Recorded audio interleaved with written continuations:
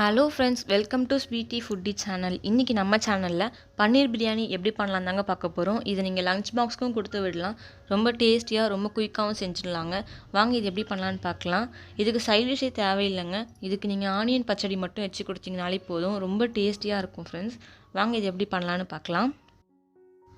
இப்போது இது பண்ணுறதுக்கு பன்னீர் நம்ம க்யூபாக கட் பண்ணி எடுத்துக்கலாங்க.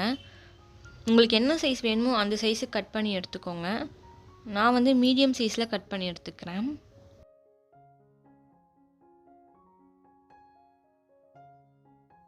இப்போது பன்னீர் ஃப்ரை பண்ணுறதுக்கு மசாலா ரெடி பண்ணிக்கலாம். இதில் நான் 2 டேபிள் ஸ்பூன் அளவுக்கு இஞ்சி பூண்டு பேஸ்ட்டு சேர்த்துக்கிறேங்க. கூடவே 1/4 டீஸ்பூன் அளவுக்கு மிளகாத்தூள் சேர்த்துக்கிறேன். கொஞ்சமாக சால்ட் ஆட் பண்ணிக்கிறேன். கார்ன்ஃப்ளவர் மாவு 1 டேபிள் ஸ்பூன் ஆட் பண்ணிக்கிறேங்க. இப்போ இதை நல்லா மிக்ஸ் பண்ணி விட்டுக்கலாம். லைட்டாக தண்ணி விட்டு கொஞ்சம் கெட்டியாக மிக்ஸ் பண்ணிக்கோங்க.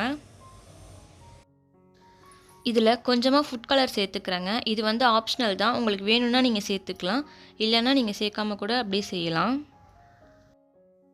இப்போது மசாலாவில் கட் பண்ணி வச்சுருந்த பன்னீரை ஆட் பண்ணி நல்லா மிக்ஸ் பண்ணி விட்டுக்கோங்க.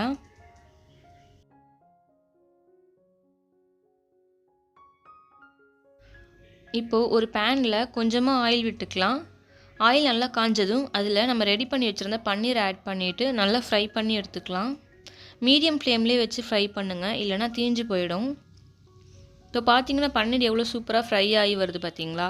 அந்த மசாலாலாம் கோட்டாகி நல்லா வருது. இது நீங்கள் சைட் டிஷ்ஷாக கூட யூஸ் பண்ணிக்கலாம். ரொம்ப டேஸ்டியாக இருக்குங்க. இது அப்படியே கூட சாப்பிட்டா நல்ல டேஸ்ட்டாக இருக்கும்.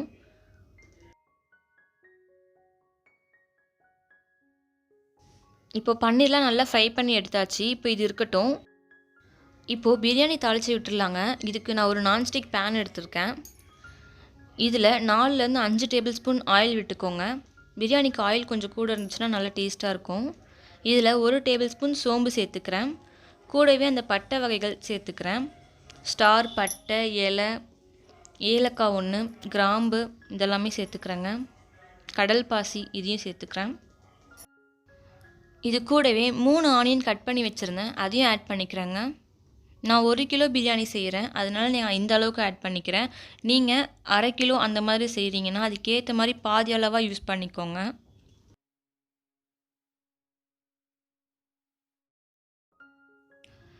இப்போது வெங்காயம் ஓரளவு வதங்கி வந்திருக்கு. இந்த ஸ்டேஜில் நான் 2 டேபிள் ஸ்பூன் இஞ்சி பூண்டு பேஸ்ட் ஆட் பண்ணிக்கிறேங்க. இஞ்சி பூண்டு பேஸ்ட்டு கொஞ்சம் அதிகமாகவே சேர்த்துக்கோங்க. அப்போ தான் நல்லா வாசனையாகவும் டேஸ்ட்டாகவும் இருக்கும் நமக்கு.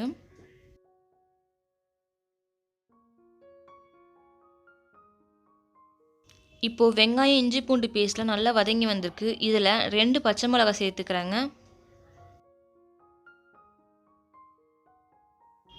இது கூடவே 3 தக்காளி கட் பண்ணி வச்சுருந்தேன், அதையும் ஆட் பண்ணிக்கிறேன்.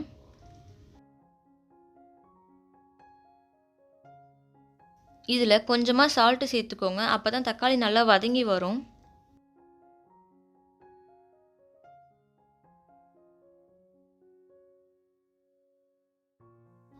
இப்போ பார்த்தீங்கன்னா தக்காளி வெங்காயம் எல்லாம் நல்லா வதங்கி வந்திருக்கு. இந்த ஸ்டேஜில் நான் 1 கைப்பிடி அளவுக்கு கொத்தமல்லி புதினா கட் பண்ணி வச்சுருந்தேன், அதை ஆட் பண்ணிக்கிறேன்.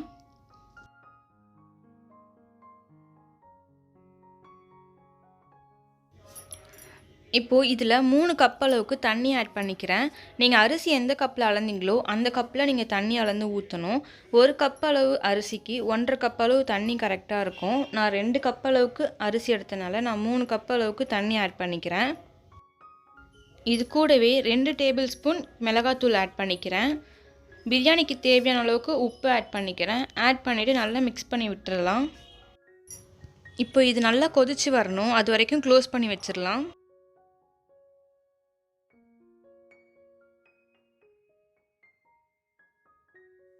இப்போ பார்த்தீங்கன்னா நல்லா கொதிச்சு வருது. இந்த ஸ்டேஜில் நம்ம கழுவி ஊற வச்சுருந்த ரைஸை ஆட் பண்ணிக்கலாம்.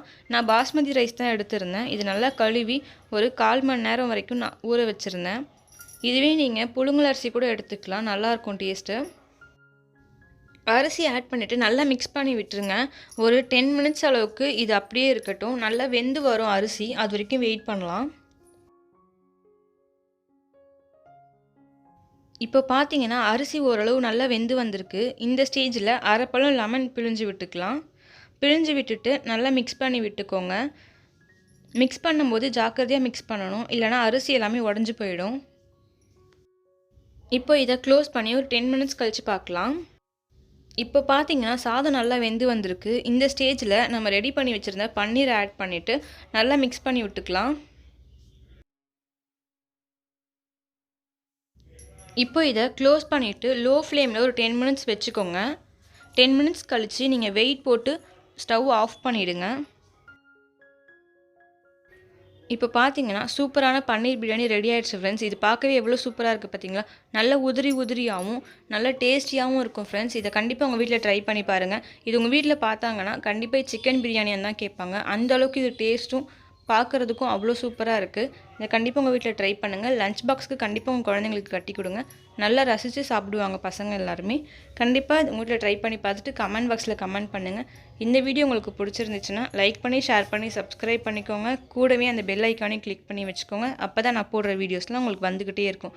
தேங்க்யூ ஃபார் வாட்சிங் ஃப்ரெண்ட்ஸ்.